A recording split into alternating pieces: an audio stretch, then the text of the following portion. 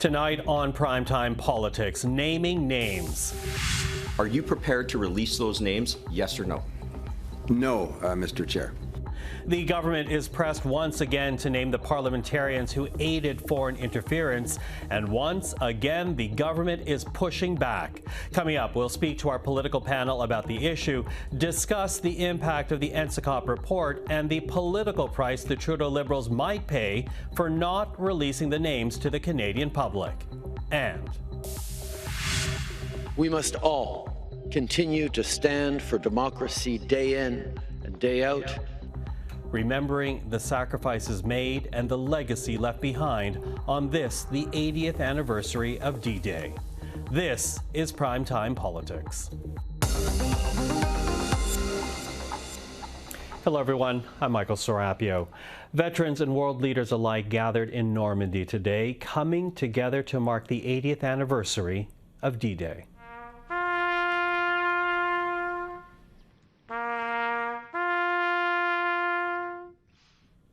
The largest amphibious assault ever to be carried out in history, D-Day, was the beginning of the end for Nazi Germany.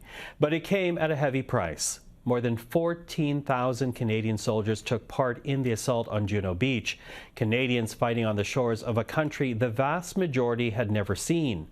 And by the end of the Battle for Normandy, more than 5,000 Canadian lives were lost. Very few veterans survive to this day, but many still remember their contribution. That was seen at today's ceremony in northern France as people gathered to pay tribute and, as we heard from the Prime Minister, to remember.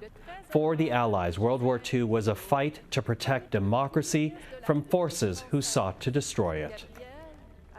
Our way of life didn't happen by accident, and it won't continue without effort. Democracy is still under threat today. It is threatened by aggressors who want to redraw borders. It is threatened by demagoguery, misinformation, disinformation, foreign interference. We must all continue to stand for democracy day in and day out. We owe it to future generations, and we owe it to the great women and men in uniform who sacrificed so much for our collective freedom, lest we forget. The Prime Minister from earlier today. Now, a little later in the program, we will return to D-Day's 80th anniversary. We'll hear more from the dignitaries who spoke, among them Prince William.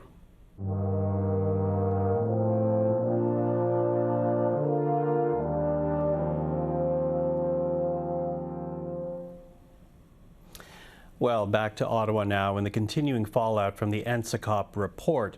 The Committee of Parliamentarians saying Canada's intelligence agencies know of members in the House of Commons who helped foreign interference to happen.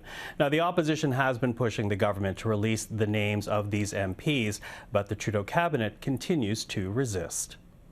Do you think Canadians have the right to know when they go to cast an X next to the name of somebody in the next 15 months, the very thing that we're dealing with here in Bill C-70, do you think they have the right to know whether their member is under the influence of a hostile foreign state? Yes or no? Mr. Chair, I think Canadians know, and I'm confident that they have every reason to be reassured that our intelligence agencies and the RCMP take their responsibilities extraordinarily seriously, have the resources necessary to investigate, and should the RCMP, for example, in their wisdom decide that charges should be laid in consultation with the appropriate prosecutors, that's our system in a rule of law democracy. It's not simply releasing a series of names or doing, as Mr. Caputo says he's concerned about, casting aspersions himself on everybody by pretending that there's some perfect list of names that the government's not releasing. Well, let's bring in our political panel for this week to talk about the issue. Stevie O'Brien is a former Chief of Staff to Liberal ministers, now with Macmillan Vantage. Cole Hogan is a former Conservative digital strategist, now with Earnscliffe Strategies. And Anne McGrath, the Principal Secretary to the NDP leader. Hello to the three of you. Hello. Hi. So, Cole, I know you're the new one to the panel, but I'm going to put you on the spot first and foremost. Why is it so important for Conservatives to have the government release a list of names? What are the arguments that you're hearing? I think the Conservatives, Pierre Poilievre, Michael Chong, are arguing that sunshine is the best disinfectant. Let's get all the names out there in terms of, who's accepting disguised funding, who's accepting, rumors of organization for campaigns. So let's get those names out in the open, see who is doing what, lobbied by whom, and get to the bottom of it. Okay, get to the bottom of it. And, Stevie, as we saw there from Dominic LeBlanc, the government is not releasing names for various arguments. But I wonder if this risks creating an impression of the Liberal government of trying to cover up for fellow Liberals. Well, that's definitely what the Conservatives are trying to suggest. But I think what Minister LeBlanc and the government is doing is the responsible course of action. Intelligence is not evidence. The way the intelligence community works, they take lots of different pieces, try to create a composite image, and that's what CSIS has and the RCMP have, and they are going to, if appropriate, lay charges where that evidence, when there is enough sort of intelligence to indicate that that's appropriate. Taking one piece of intelligence out of context could destroy careers, could be extremely misleading and enhance toxicity without solving the problem. I agree with Cole that sunshine is a great disinfectant, which is why the government's introduced the new foreign influence registry, and that's working its way through government, and we will see who's paying to influence whom. Yeah, paying for access, as you say. And when you look at this debate taking place, where does your party stand on whether or not names need to be shared? Well, I think that so this is a committee, this committee that produced this report that has members from all parties and senators. So I would imagine that they had enough to go on to actually put some names in there. They've been redacted out, but they had enough to be able to do that. So I do think that I'm hoping that the Liberals would be looking for some way to have it not just be something that you wait on. Those are pretty shocking revelations. I was really shocked to hear, I understand a little bit if, you're an unwitting participant, but if they had enough to go on to say that there were some witting participants in foreign interference in our electoral process, I think it's really important to figure out who those people are, and probably, if I agree with the Minister LeBlanc that there need to be charges laid in those instances, but if it goes on very long, I think that's a real problem for the government. But I also think that the Conservatives are saying that they want to see the names, but that's a hard claim to make when their leader is refusing to see the names. So you can't say both things. You can't say we want to see the names, but we refuse to actually have our leader go and see the names. Yeah, Cole, does that create a problem for the Conservative leader? Because he wants the freedom to say what he wants to say, has refused to actually sign the documents to allow him to see these types of reports. Yeah, that's exactly it. And I think Michael Chong and others have had the same explanation, is that, well, if he is briefed in, like the NSCOP committee, he can then no longer say anything about the issue at hand. So I think regardless of whether or not he's briefed into that regard or read in, I think that Canadians still expect there to be some sort of, stopgap for the next election. So going into the next general, we're aware of, what countries are trying to influence our electoral system, who's trying to do what and to what end. Okay. And is there a way to get at the names without this becoming some type of witch hunt? Because, I appreciate that, the government's making the argument that's trying to walk a line, but is there a way to make people, to get the interested parties happy and satisfied without compromising anything? I think there's more of that atmosphere right now, because everybody's looking. I mean, I can't imagine, looking around at your fellow parliamentarians and kind of wondering about it. And I think that there's real dangers in that, because people will make assumptions based on all sorts of things about who they think that it is. So I really believe that we're going to, this needs to proceed rapidly to some kind of a conclusion. Otherwise, the atmosphere is just really, well, it was toxic to begin with.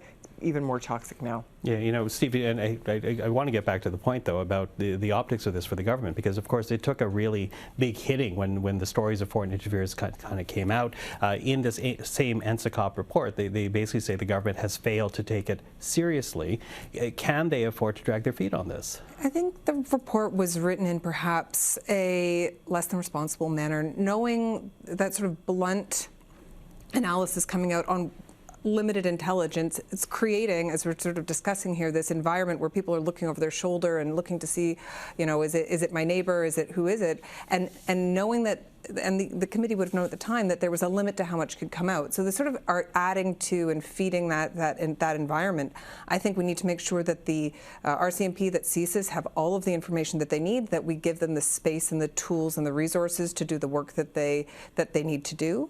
And then I think from a political perspective, it might help if the government stopped, you know, launching all of these reviews into itself and letting sort of the other bodies do their work. Okay, so is it you don't agree with doing an internal review?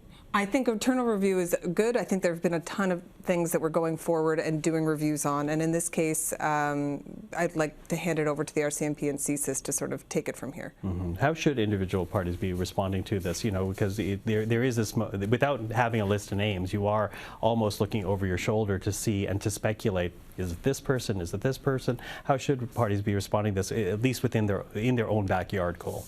Well, I imagine that, you know, it's causing a little bit of discomfort in some caucus rooms across all of the parties, but I think there is, particularly in the case of nomination races or just in general elections, let's have a bit more stopgaps. And I think the foreign entity registry, the terminology of it exactly escapes me, but having that ready for the next election, where it's like, all right, here are foreign entities trying to influence, whether it's a constituency, organization, a nomination race, a general election, a by-election, whatever it might be, having some recourse there to identify these people in advance would be great before the next election. I think that happens within the party process to start first. Mm-hmm. And how should parties be responding? Well, I just want to take issue a little bit with this idea that getting the top security clearance and reviewing the documents stops you from speaking about foreign interference. I mean, clearly Jagmeet Singh got that clearance, has seen documents. It has absolutely not stopped him from speaking out. He was actually one of the first ones to call for the public inquiry and was very instrumental in making sure that we got to the point of having the public inquiry. So I don't think that getting that clearance stops you from actually speaking about foreign interference, stops you from saying certain things, which I think is probably fair enough, you know? So I think that what parties need to do is, like, as we've been saying from the very beginning, is like, make sure that the public inquiry has the resources it needs to do the work, clear this up. I agree with, get the security agencies to actually lay charges if charges are warranted in some cases, and get as much information out as possible. I think people need to know that they can trust the integrity of our electoral process. Okay. So, of course, we'll watch this as it goes on, but I do also want to talk about the Parliamentary Budget Officer, Yves Giroux, because he did appear before committee this week, talked once again about his analysis of the government's carbon tax, and his analysis essentially says the vast majority of households will be paying more for this tax than they get back. That is opposite to the argument that we're hearing from the government. How bad is this for the government's carbon tax regime if the PBO is very confident to the committee, saying that, at the end of the day, my numbers are going to bear out? Well, he's already created 2 incorrect reports based on analysis. So I take it with a grain of salt, or, I think it's actually irresponsible for him to be predicting the outcome of his 3rd attempt at this without having crunched the numbers, because even when he was crunching the numbers, he was wrong. So I think it's been a problem for the government that they had to be fighting with the PBO and defending their numbers to date. I think it's a little bit of a win for them to say, look, no, when he was criticizing us, he was doing it with false on a false report. Okay, and Cole, what do you say to that?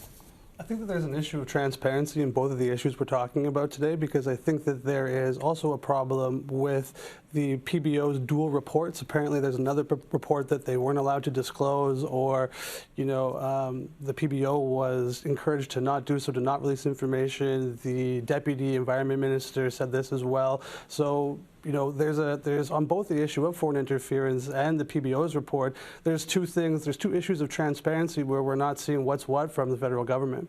Okay, Anne, what do you make of this discrepancy? Well, this is a very muddy and confusing story all the way along. It's actually hard to follow, and I think that it speaks to a bit of conflict, obviously, between the Parliamentary Budget Officer and the government. But at the heart of it is, I think, is what we want to do about climate change, how we want to deal with carbon pricing and those kinds of things. And I think the problem in this is that it's not about this report or that report, but the fact is that the government actually undermined the entire climate policy themselves when they did the carve-out for heating fuels that was very obviously designed to appease the Atlantic members of Parliament in their caucus. So how does it affect an upcoming election, though? Because, if all goes to plan, we're looking at a vote October of next year, not this year, but of next year. We already know that the Conservative leader wants to make this next election essentially a referendum on the carbon tax. He wants to kill the carbon tax. How does this type of discrepancy work against the government and any potential changes to the tax itself and the regime? Well, I think the Conservatives are being loud and squawking on this because it is the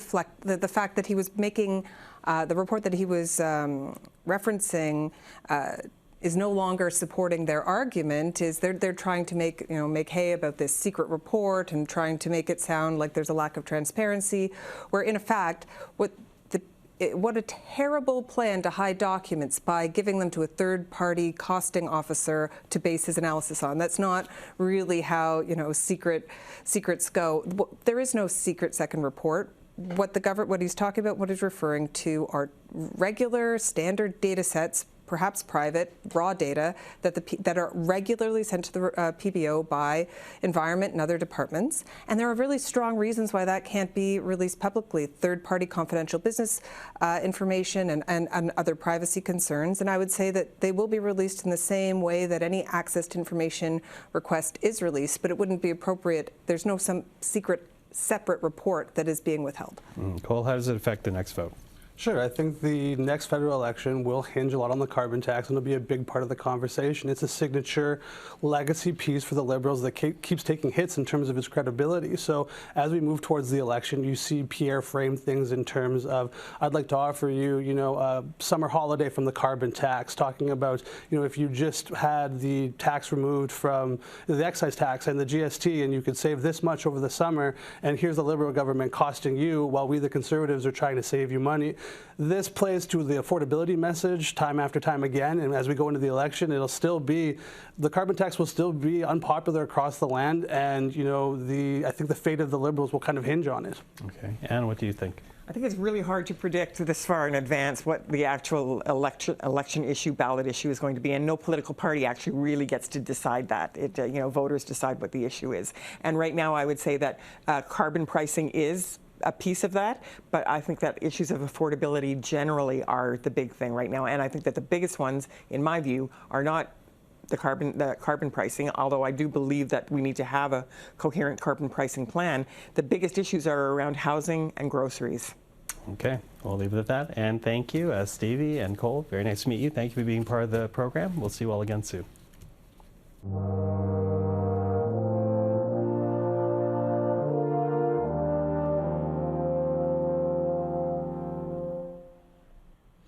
Back to the 80th anniversary of D-Day now, as we take a look at what else happened on this day.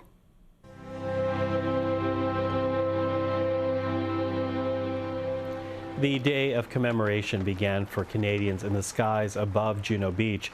This is where more than 14,000 Canadian soldiers began their assault on June the 6th, 1944. By the end of day, 359 Canadian lives were lost, and by the time Normandy was secured, more than 5,000 Canadians paid the ultimate price. But D-Day signaled the beginning of the end for Nazi Germany.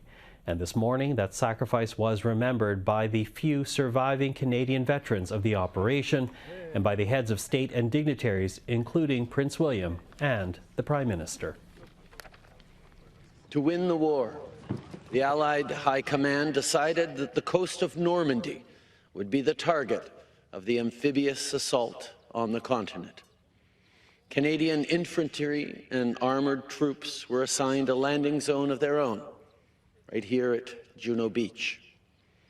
It was a testament to the esteem held for Canadian soldiers that a country with such a relatively small population would be given such an important role in Operation Overlord. We continue to honour every Canadian who gave so much, every Canadian family who lost a loved one, every Canadian who lived with the scars of battle, both physical and mental.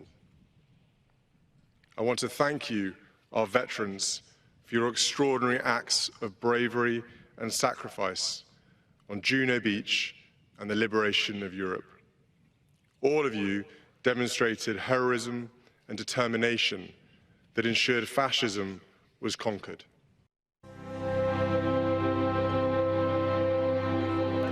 Later in the day, Prime Minister Trudeau joined a larger ceremony at Omaha Beach, where the Americans landed 80 years ago to the day. Justin Trudeau joining the U.S. President Joe Biden and the French President Emmanuel Macron. Also in attendance, the Ukrainian President Volodymyr Zelensky, whose presence reminded those who gathered that the fight for democracy continues to this day. Savior the people. Here in Canada, the Defence Minister Bill Blair attended a wreath-laying ceremony at a drill hall in downtown Ottawa. And at the National D-Day ceremony in Moncton, veterans and their families marked the anniversary at the city's cenotaph. They were joined by Foreign Affairs Minister Mélanie Joly and the Governor-General, Mary Simon. We remember the soldiers from Canada, the United States, the United Kingdom, and many other nations who stood shoulder to shoulder. They were bound by a common cause, and their determination and resilience changed the course of history. We remember this day, 80 years ago, on that 80-kilometer stretch of the Normandy coast that so clearly represented our resolve as allies to fight for freedom.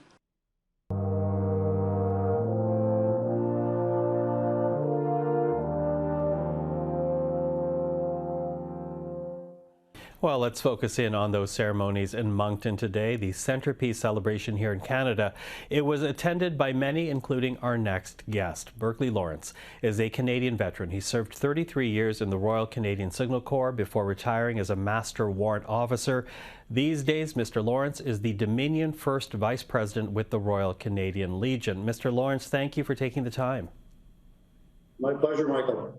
You know, as we've been saying, today is the 80th anniversary of D-Day, but commemorations have been going on all week in Moncton. 2 weeks ago, you took part in a repatriation ceremony that brought back to St. John's the remains of an unknown soldier from Newfoundland. What has it been like for you to see Canadians come out to remember and ultimately to honor the sacrifices made by the men and women who served? It was very rewarding today to be in Moncton to celebrate with the people of New Brunswick and all the Canadians that tuned in to see the presentations today and the ceremonies, especially to see the youth. We had a great number of youth here in Moncton, cadets. We had a 100-piece symphony orchestra from New Brunswick. It was amazing. It was a great day today.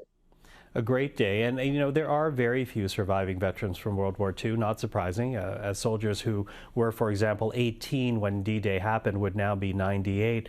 What's it like to see those veterans, whether it's in person or on television, to see them being honored? Do you feel a camaraderie with them, a sympathy for the emotions they are feeling? Well, you feel a great camaraderie, and that's very common with all military people. But we were lucky, very fortunate today. We had a number of World War II veterans with us. And amazingly as it was, we had 3 Second World War veterans today presented with the French Legion Medal of Honor. That was amazing to be there and witness that. And that is, for people at home, the highest honor that France can bestow on anyone. You know, it does make one wonder, though, and think about those who lived in a moment in time.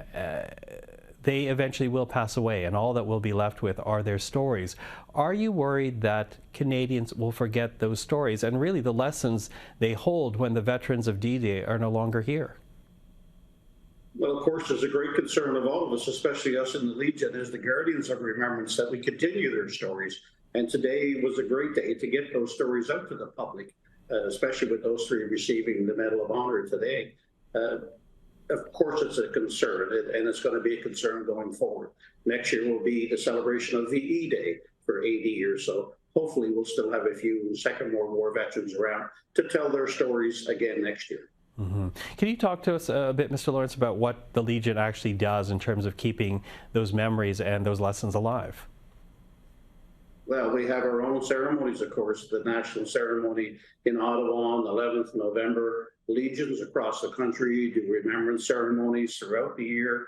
In Newfoundland, where I come from, we do one on the 1st of July, which is Memorial Day in Newfoundland. As you alluded to in your introduction, we just brought back the unknown soldier to Newfoundland. So we will have a big celebration and commemoration of that specific event on the 1st of July. And again, all across the country on the 11th of November. We promote remembrance through our youth, through our literacy and poetry contest that we perform every year. So although it is a concern, I think there's a bright light. Our youth are getting more engaged every year in remembrance. Mm-hmm. I'm wondering, Mr. Lawrence, do you have a call on Canadians right now on such a momentous anniversary? What would you like to say to people across our country about D-Day, about the service that men and women give to this country to this day? Well, of course, D-Day, you know, it turned the tide in the Second World War. It led to the end of the war. It was a great victory for the Allied forces. And Canada's participation on D-Day, where Canada punched well above its weight, was the only Allied country to advance the furthest on D-Day. So for all Canadians, it's very, very important to remember D-Day because it gives us the freedom that we have today. It started to end the Second World War. Berkley Lawrence, a wonderful comment to end our conversation with. Thank you for this. Really appreciate the time. Thank you, Michael. And that is Primetime Politics for this Thursday. For everyone here at CPAC, thank you for watching. I'm Michael Serapio. Primetime Politics is back tomorrow. Until then, take care.